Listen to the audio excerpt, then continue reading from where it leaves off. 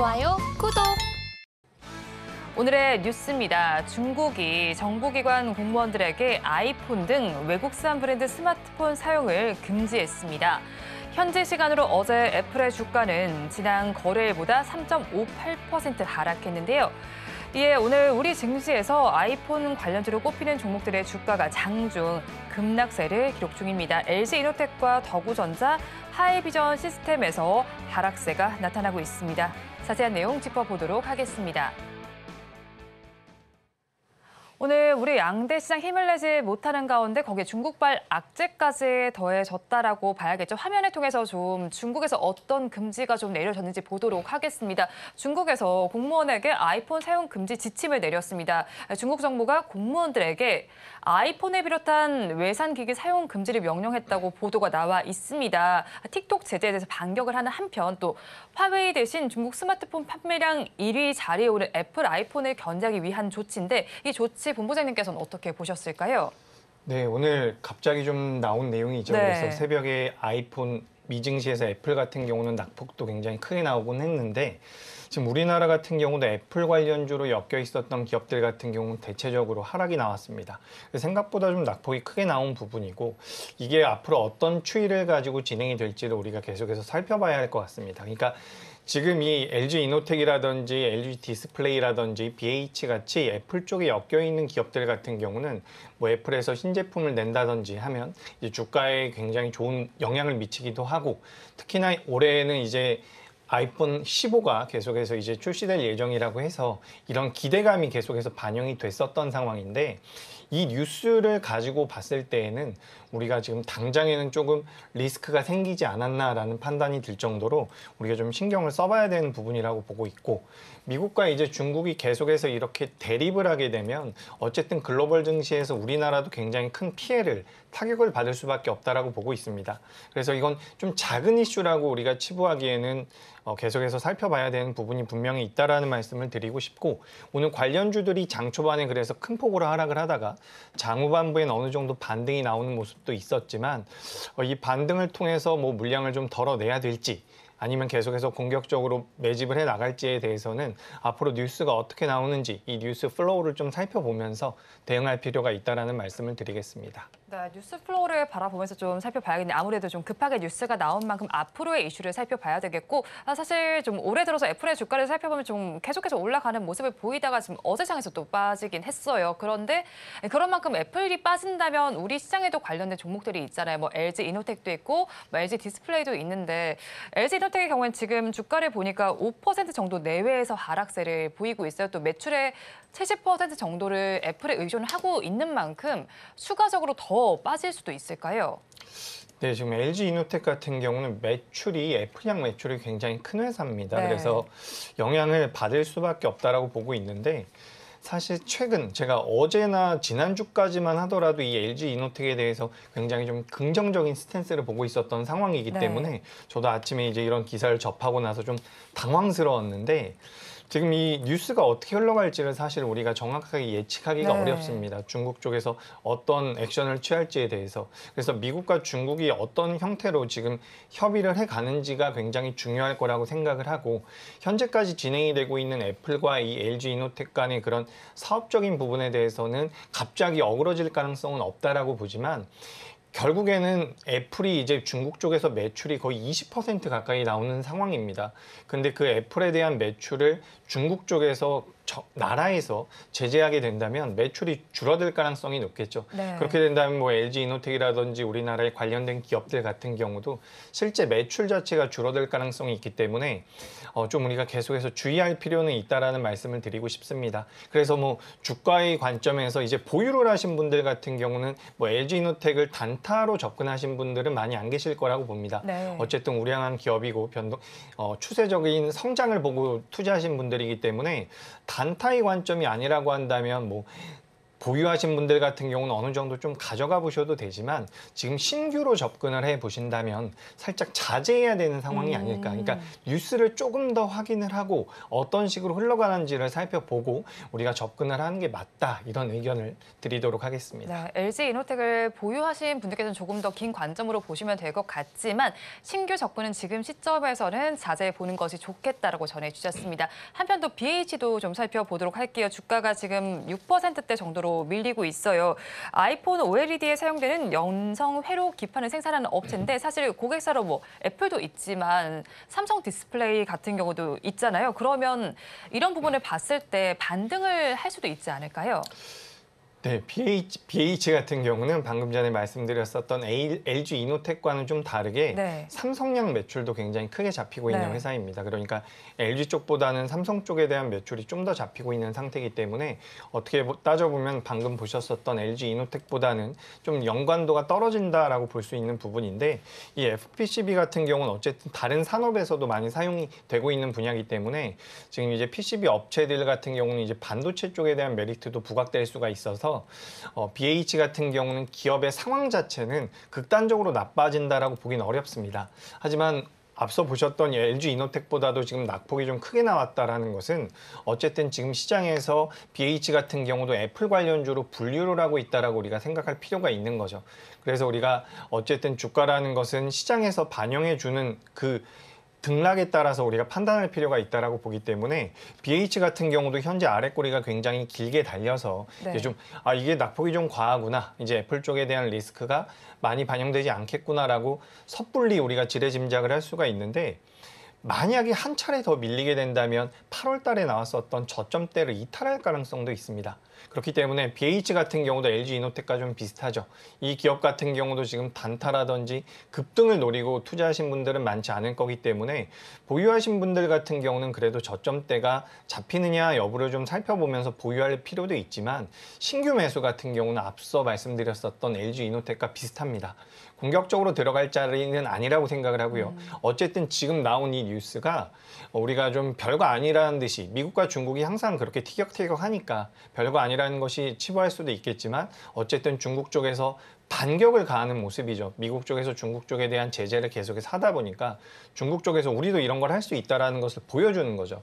근데 여기서 이제 갈등 관계가 심화된다라고 한다면 애플 쪽의 매출 자체가 줄어들 가능성이 있습니다. 그렇게 되면 뭐 BH 지금 시장에서 어쨌든 BH를 뭐 연성회로 기판 FPCB 관련주로 분류를 하면서도 애플 관련주로 보고 있기 때문에 그 영향은 여파를 피해가기가 어렵다라고 보고 있습니다.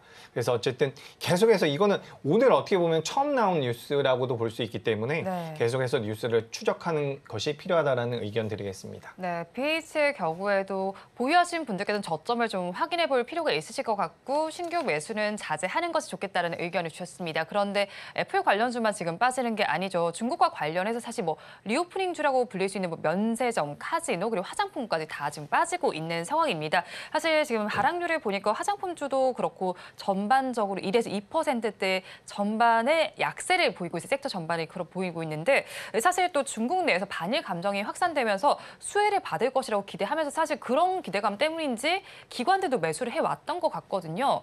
그렇다면 저희는 지금의 하락을 무슨 이유 때문이라고 봐야 할까요? 네, 저도 이제 중국 쪽에서 애플에 대한 제재를 가했을 때 네. 일단은 애플 관련주가 밀릴 거라는 생각을 했지만 이 리오프닝 관련주들이 생각보다 많이 하락을 하더라고요. 네. 그래서 왜 그럴까 좀 고민을 해봤더니 딱히 이유를 찾기는 좀 어려웠습니다. 다만 이제 리오프닝 관련주들이 어쨌든 좀 탄력적인 모습을 보여왔었기 때문에 그에 따른 매물 차익 실현이 나왔는데 그 차익 실현이 어느 정도 나오는 과정에서 애플 쪽에서 그 미국과 중국 간의 문제가 좀 불거질 수 있다라는 네. 부분이 그냥 작은 도화선 정도가 됐다라고 생각을 하고 있습니다. 그래서 저는 사실 오늘 리오프닝 관련주들이 밀린 것은 크게 문제가 된다라고 보진 않고 있습니다. 오히려 리오프닝 처음에 너무 빠르게 움직임이 나오면서 변동성이 커졌기 때문에 이 종목군들을 공략하지 못했던 투자자분들 같은 경우는 최근에 이제 오늘도 포함해가지고 어느 정도 눌림이 나오게 되면 네. 한 번 정도는 공략할 수 있는 그런 기회가 되지 않을까 저는 그렇게 생각을 하고 있습니다. 특히 우리나라에서 리오프닝 관련주로 움직이는 것은 사실 미국이랑 중국과의 관계에서 크게 피해를 받을 수 있는 부분은 아니라고 봅니다. 물론 이게 좀 더 심화되게 돼서 우리가 생각을 해보자면 미국에서 중국이 계속해서 둘이 갈등을 하면서 우리나라가 중간에 낀 상태가 된다면 뭐 중국이 이제 우리나라 방문도 다시 한번 금지를 하고 이런 상황이 되면 직격탄을 맞을 수가 있겠지만 아직까지는 그렇게 흘러가지 않고 있는 모습이고 중국의 입장에서도 지금 과거처럼 한번 이제 미국에서 우리나라 반도체 관련돼서 계속해서 중국과의 관계를 좀 단절하는 게 좋다라는 뉘앙스를 계속 풍겼을 때 중국 쪽에서 이제 우리나라에 좀 강력한 코멘트를 날리기도 했었는데 최근에 이제 중국에서 해외여행에 대한 전면 허가를 했었던 명분 중에 하나가 중국이 이제 미국과 대립을 하면서 너무 위축이 되고 있는 상태죠. 그러니까 네. 중국의 내부 상황 자체가 좋지가 않기 때문에 해외여행을 전면적으로 허용했다라고 저는 생각을 하고 있습니다. 그렇기 때문에 중국과 미국이 어느 정도 갈등 관계에 들어간다라고 하더라도 중국의 경기를 살리기 위해서 진행하고 있었던 이런 리오프닝에 관련되어 있는 우리나라 기업들의 수혜는 이어질 가능성이 높다라고 보고 있기 때문에 저는 크게 걱정하진 않고 있는 부분입니다. 네, 미중 갈등 때문에 사실 뭐 우리나라가 피해를 받을 수도 있겠지만 일단은 수혜를 받을 수 있는 업종들 같은 경우는 앞으로 흐름이 그래도 지속될 것이다라고 진단을 해주셨습니다. 그렇다면 또 이제 아시아권 여행에 대한 수요는 계속해서 좀 증가할 것으로 증권가에서도 보고 있습니다. 그런 만큼 면세점 관련주 같은 경우에도 올해보다 내년에 20% 정도 매출이 늘어날 것으로 예상이 되고 있는 상황이잖아요. 그런 만큼 면세점주 중에서 좀 비중을 확대해 볼 만한 쪽은 어디일까요? 네, 오늘도 이제 좀 견조한 흐름이 나오고 있는 부분인데 신세계를 네. 말씀드리고 싶습니다. 이 신세계 같은 경우는 뭐 시내 면세점이 다른 업체들에 비해서 다른 뭐 면세점 업체들에 비해서 좀 더 유리한 포지션을 잡고 있다라고 보시면 될 것 같은데 앞서 말씀드렸던 것처럼 어쨌든 중국에서 우리나라에 계속해서 들어오고 있는 상황이죠. 그래서 이런 부분들이 실질적인 메리트가 돼서 매출로 잡힐 가능성이 굉장히 높다라고 보고 있습니다. 그리고 이 신세계 같은 경우는 중국에서 결제 플랫폼으로 유명한 우리도 뭐 삼성페이 같은 것들을 많이 사용하는 것처럼 중국에서 사용하고 있는 이 결제 플랫폼 페이를 계속해서 이용을 하면서 프로모션을 이용하면서 계속해서 이제 중국인들의 매출을 계속해서 가져오고 있는 상황이다라고 보시면 될 것 같습니다. 그래서 저는 어쨌든 이 중국 쪽에 대한 모멘텀은 당분간 지속이 될 가능성이 높다라고 보고 있고 특히 이번 달 말에서 다음 달 초까지는 중국에서 굉장히 큰 연휴 기간이라고 하죠. 그래서 그때까지는 어떻게 보면 이슈 자체도 테마로도 우리가 엮일 수 있는 부분이 있기 때문에 이 면세점 관련되어 있는 부분들은 어쨌든 굉장히 오랫동안 부진했었던 부분이고 네. 거기서 돌아서기 때문에 실적적인 턴어라운드가 진행이 된다면 주가적인 측면에서는 상승세가 좀 더 강하게 진행될 수 있다고 보니까 이런 부분들은 뭐 긍정적으로 생각하고 있는 부분입니다. 네, 일단 신세계 짚어주면서 긍정적인 모멘텀이 있다라고 짚어주셨습니다. 그렇다면 오늘 좀 전반적으로 살펴봤는데 탑픽 종목은 어떤 걸로 가지고 오셨을까요? 탑픽 종목이요? 네. 예. 제가 오늘 탑픽 종목으로 준비한 것은 연우라는 기업입니다. 네. 연우 같은 경우는 화장품 용기를 만드는 회사죠. 네. 화장품 용기를 만드는 회사인데 지금 우리가 리오프닝 관련주 중에서 오늘 뭐 면세점 관련주라든지 카지노 관련주라든지 많은 종목군들이 하락을 하고 있고 그에 더해서 이제 화장품 관련주들도 많이 하락을 하고 있는데 연우 같은 경우는 어쨌든 화장품 용기를 만드는 회사입니다. 그렇기 때문에 개별적인 화장품 회사가 매출이 잘 못 나오거나 뭐 영업이익이 잘 안 나온다라는 리스크가 있다라고 한다면 연우 같은 경우는 지금 우리나라에 거래가 되고 있는 우리나라에 상장되어 있는 여러 가지 화장품 회사들이 대부분 다 이제 연우라는 회사의 화장품 용기를 사용하고 있다라는 거죠. 네. 그렇기 때문에 화장품 기업 한두 개만 보고서 우리가 연우를 공략하는 것이 아니라 이 화장품 업종 자체가 전체적으로 전반적으로 개선될 수 있다는 부분에 포커스를 두면 좋을 것 같습니다. 그래서 연우라는 기업 같은 경우 오늘 탑픽으로 제가 오늘 리오프닝 관련주들 많이 하락을 했는데 연우 같은 경우도 장 초반에 많이 밀렸다가 현재는 반등을 많이 한 상황이죠.